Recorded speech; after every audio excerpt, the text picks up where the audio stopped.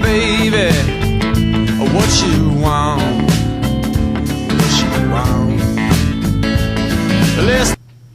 Hello and welcome to another edition of Neighborhood Training.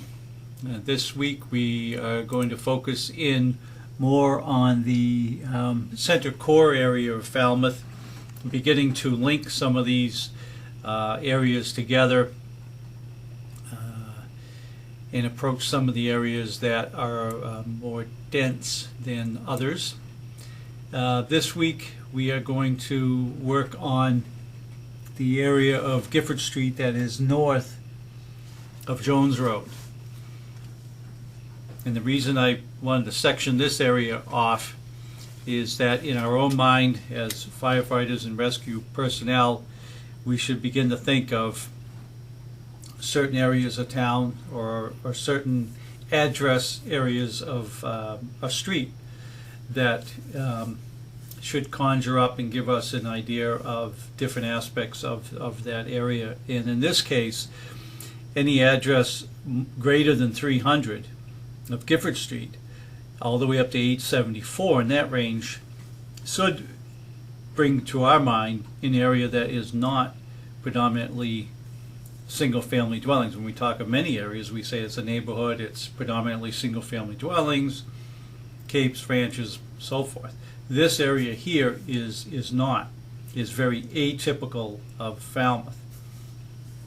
And in fact, from before 1970, probably even before 1980, it was an area that was for a lot of open space and a lot of farmland was really untouched as far as housing was concerned. After 1980, there was a lot more building that went on in this area, and even we have seen within the past 10 years probably almost doubling the amount of residential properties that are there, and also to that aspect some commercial stuff. But this area here is an area of commercial and residential areas, medical offices, any other types of business offices, but also storage buildings and also some industrial complexes there. So and also multifamily dwellings. So we need to be thinking of that. This area here, north of Gifford, brings about greater hazards for us on the fire end of it. So we need to be thinking of that aspect. Greater hazards, multifamilies, greater fire flows for industrial, greater challenges as far as the industrial commercial end of it. But also within that, we do have this Long Pond water source that is pretty predominant to this area as well. And I'll only touch on that briefly in that for those of you who have not been around, obviously there's Goodwill Park and Grooves Pond, which is very well used in the season.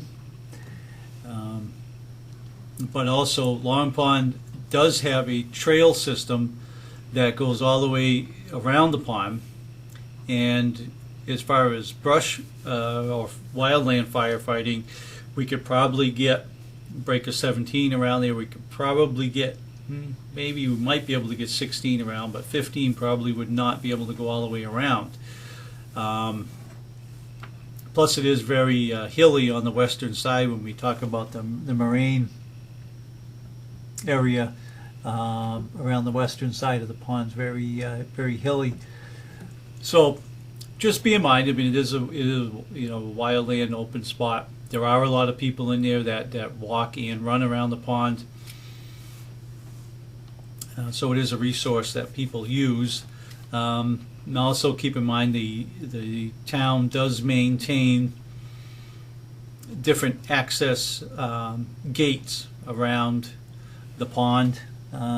Believe there are about 2 or 3 along the highway.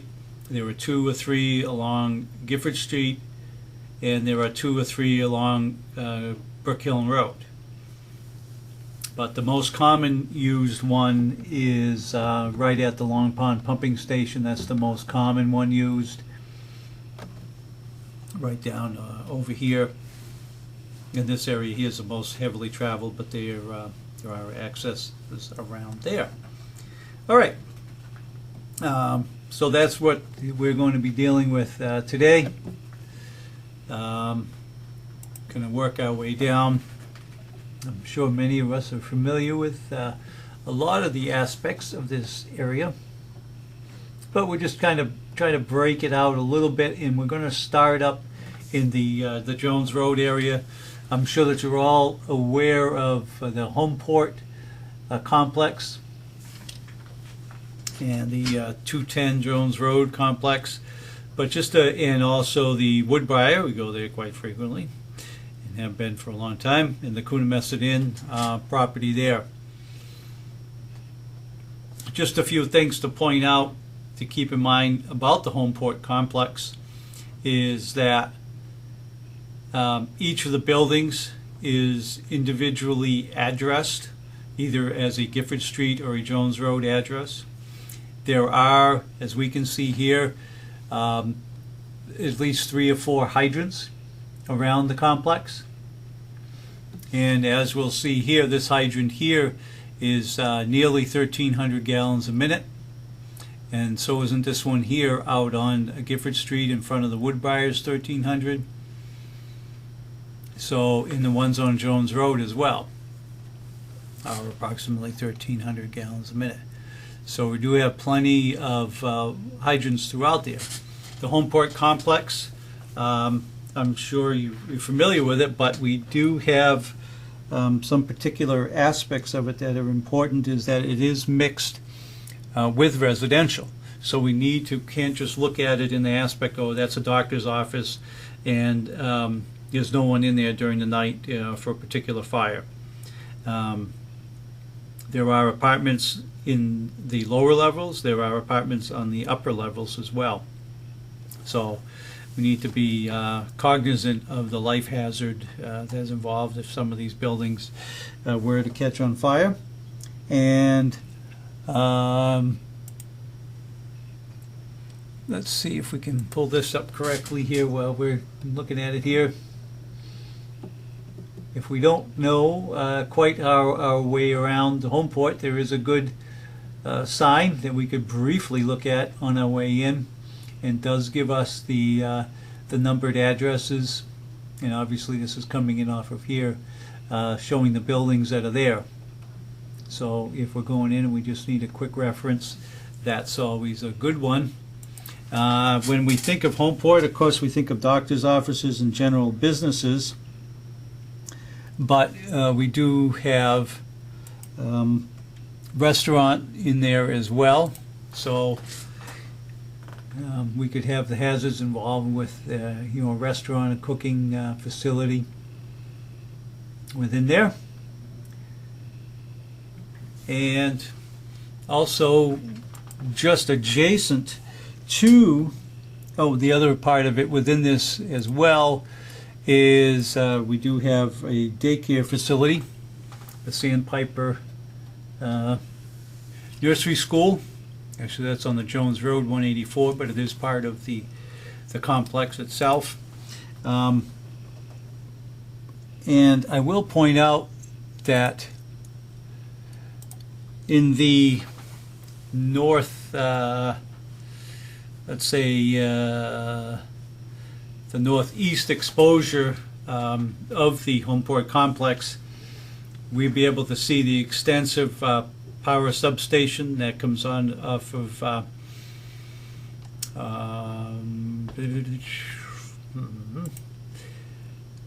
comes off of Stevens Lane. It's our primary access point for that, but we do want to be cognizant of that fact. So if these folks are saying, hey, we got this thing going on here, or it's arcing or smoking very well, we may need to evacuate that area. And also adjacent to that is the Lawrence Lynch as well. So we may get complaints from there about the smells and so forth. The Woodbriar we're well aware of. We need to, I'm sure everybody's well aware of it. In this parcel here, they're going to add the extra, I think it's over 200 assisted living complexes there for the Woodbriar, so that will be a fun challenge in the years to come. And we have the Lawrence Lynch Corporation, the office building in front, which has a box, and of course we have a hydrant right out in front.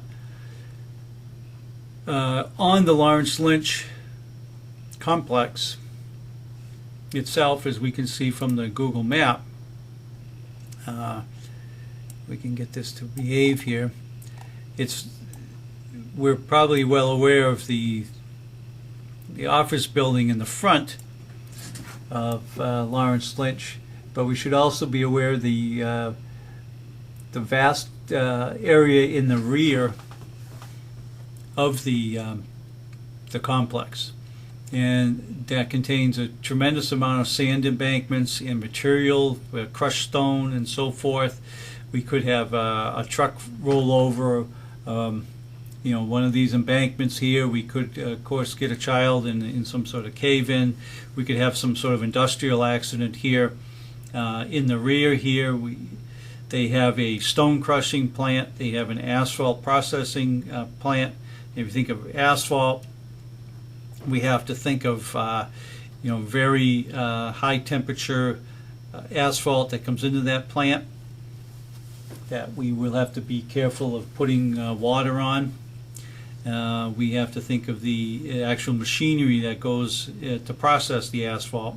We have, like I said, we had the stone crushing plant, and we also have the loading facilities for that. There's also a retention pond for all their flushing of all their to make their gravel and so forth. So we need, that's quite a if there were some sort of an issue there, it would present quite a challenge for us. This is the substation here. This is the corner of Homeport is the power substation.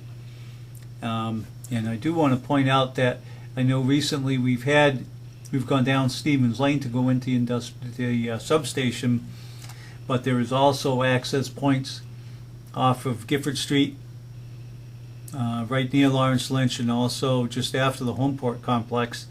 It brings us into this circle here, this all here has been cleared out recently, so we get good access to the power substation, but also access to these areas in here of the Lawrence Lynch complex. So be aware of that. I have a couple of pictures here.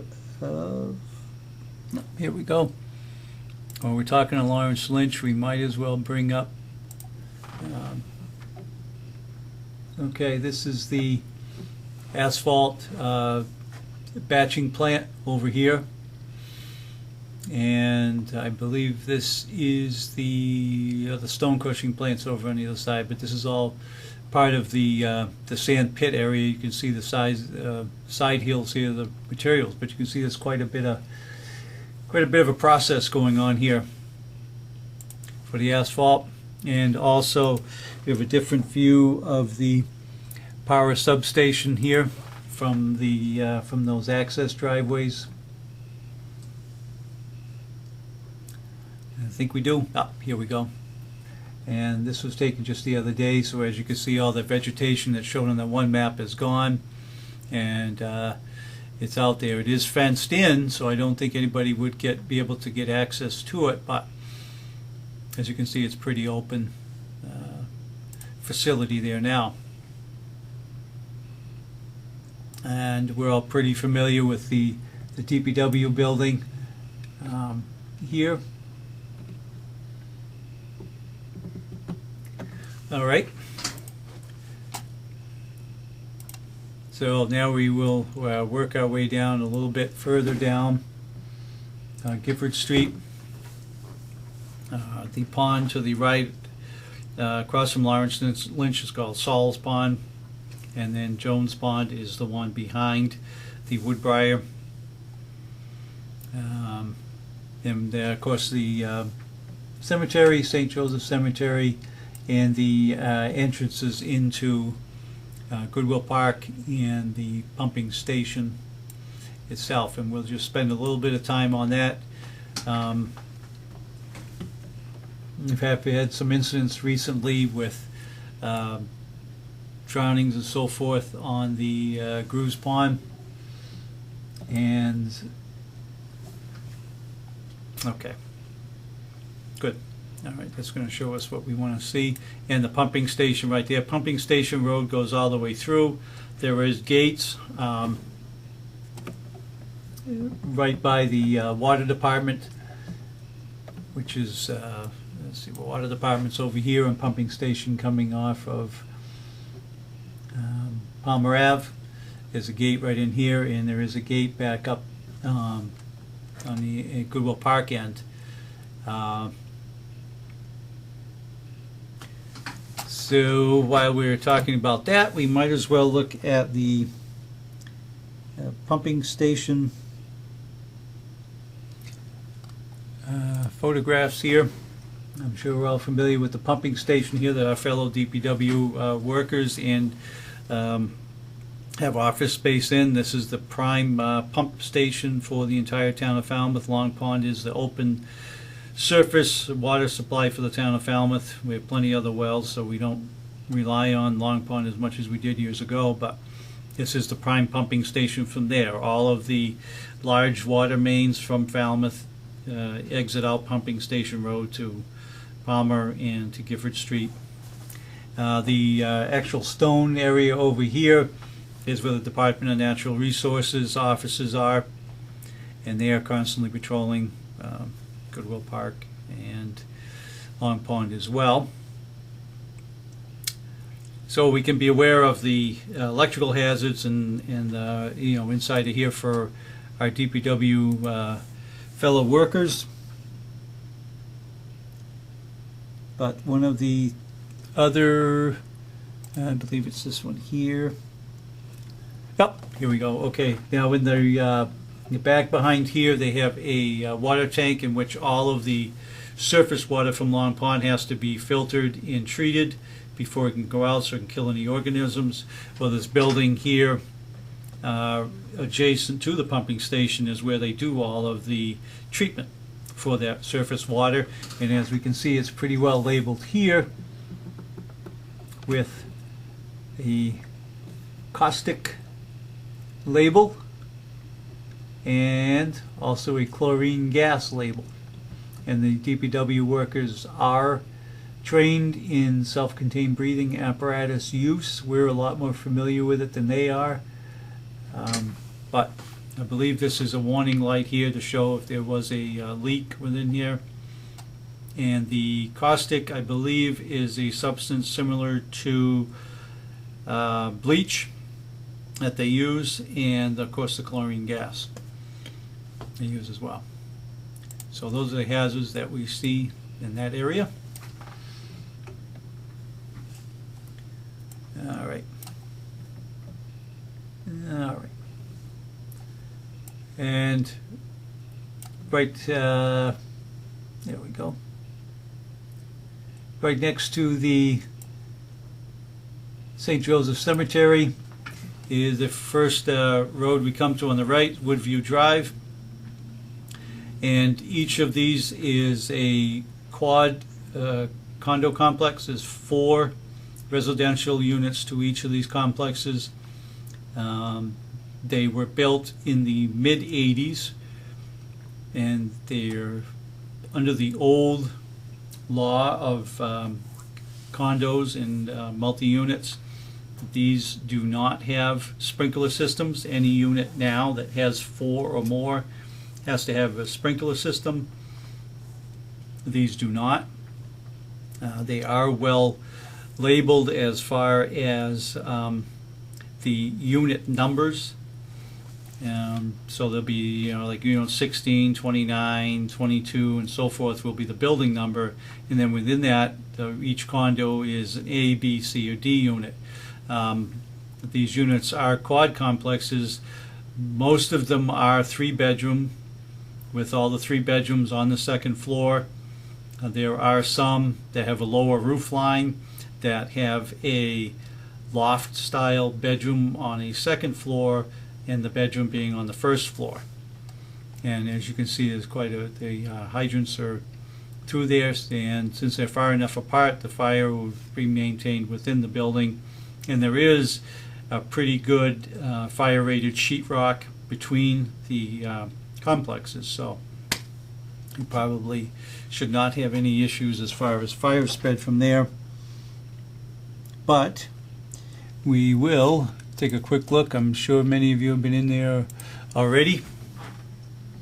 Okay, this is an example of one of the units, and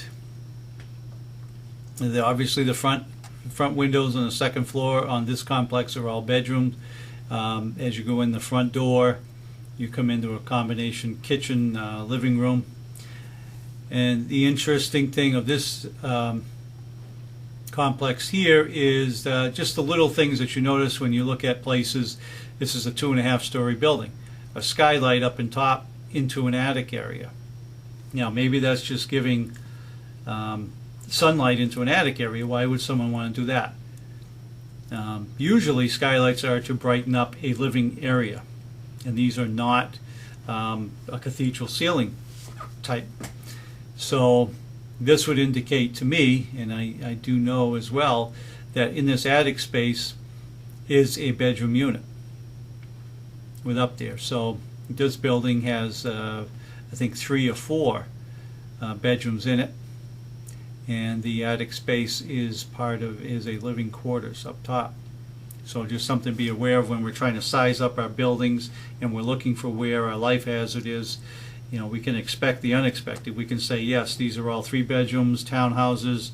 They get good fire separation. The bedrooms on the second floor. Well, let's look for a sign up here. It's a vent hole, yes, for the rest of the building, but it makes our venting easier. But it's also giving light to a living space. And so that's kind of wraps that up. 76. I think this is just another view of the same building, just to point out that each of the buildings does have a little sign here to say what building it is, and then each of them on there should have a number and a address. They do not have, they have open backyards, so it is accessible to the rear of each of the buildings, so for laddering and so forth, we can get in there. We have the Little League field and the Trotting Park fields. The other building that I want to just touch on here is the Pine Valley Drive complex here, which is a timeshare, interval ownership timeshare. And as opposed to Woodview Drive, where those people live there year-round, and also the 587 and 651 Gifford Street, those folks live there all the time. The Pine Valley Drive people are only here for perhaps a week or 2 a year, so they may not be familiar with their surroundings, they may not be familiar with Falmouth, they may not be familiar with their address within the complex. So that presents a challenge for us. And also, as you can see from these buildings here, they're not quadplexes and they're not duplexes. These are 8-unit, each of these is 8 units long with no sprinklers. They are obviously compartmentalized within it. But the backyards, as we can even see from here, are a series of stockade fences individualizing each of the units. So it would make our access to the back of these buildings for laddering and rescue very difficult to get. The other aspect that we need to be aware of is the way these buildings face. We come in, it's very confusing. We come in, and this unit here is open to the front. This is their front entrances. These are their back entrances. We come to this building over here. This is this building's back entrance, and their front entrance is over here. So we may make a call or make a decision, or we may want to come to this building here, and we have to, we may be thrown off by how we can get access, particularly to this building here. is their parking is in front to this building here. So, not to belabor the point, but just be aware that that challenge is out there for us. And they do have a pretty good mapping system once you get in there. Wouldn't spend a whole lot of time standing in front of it trying to figure it out, but it does show that we do have 2, 4, 6, 8 in each of the complexes, and it does show where each of those are. Unfortunately, this is already in the middle. This sign is actually right about in here, so you have to drive past these units here in order to get to them. So, and I believe this one here, yeah, this shows you the size of the units. Each of these buildings is a duplex. I think 1, 2, 3, 4, 5, no, maybe it's not. This one here is a duplex here, and this one here is. So that's the size of the buildings there, and they do not have a sprinkler system. So we could have potentially one go from one to the other. This is 587 Gifford, which is the housing that's around the service center, which is up here. And one thing we got pretty good with those, we were talking before about the old style and the new style. Oh, I wanted to point out here, this is a rear picture of the rear of the Briarwood condos, and we were talking about fences and access. This is the accesses that we have to the back of these units. And right away you can see the plastic fences. I don't know how well attached they are, but we do have some gates coming to the outside, so we would be able to get into this area. The problem is moving laterally or horizontally once we are in there, we are sectioned off by these areas here, so it would be very difficult to move around back in here if we need to ladder the back of the building. Okay. One thing I want to point out about these housing authority buildings here, they are 4 units at a time. They are the quad complexes here. Okay, and they do follow a similar floor plan. The ones by the service center and the ones up at 651 are also very similar to the ones up at Edgerton Drive. The exact same floor plan, the exact same setup. 4 units, quad complexes, Knox box, obviously door ringers to both, and an alarm system with a strobe showing to each of the buildings. Are very well done as far as our end of it is concerned. And they also, as we see here, each of them has a fire department connection for a residential sprinkler system. And I would like to see this marked, though, because with a reflective marker system there. If we're looking around for it at night, we may not be able to find it, and some of them are behind ramps and so forth, so they would be hard to find. So maybe fire prevention can work on that angle for us to help us out. And here is the residential sprinkler connection there. So that is helpful. Hopefully, as we've seen experience so far, the residential sprinklers seem to suppress the fire very quickly, so we may be in pretty good shape with that. But that is a very good feature. Service center obviously is a metal space building type with a lot of contents to the rear.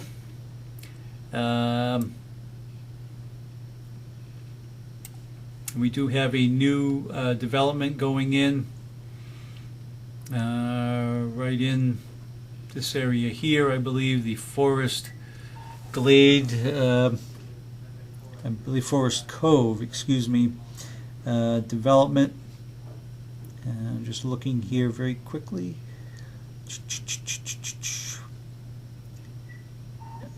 All right.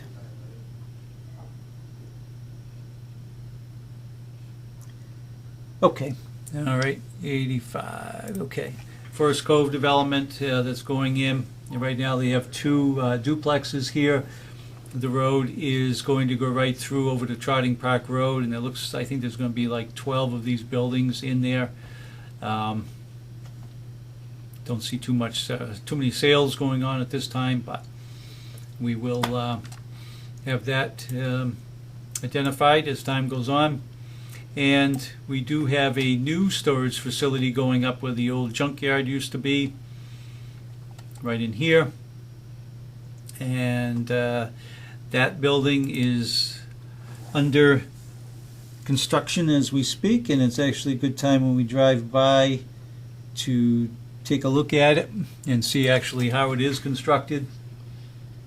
And it's going to be one of these, I'm sure it's going to be sprinkled as well, but it is a metal space building type with the metal steel bar joist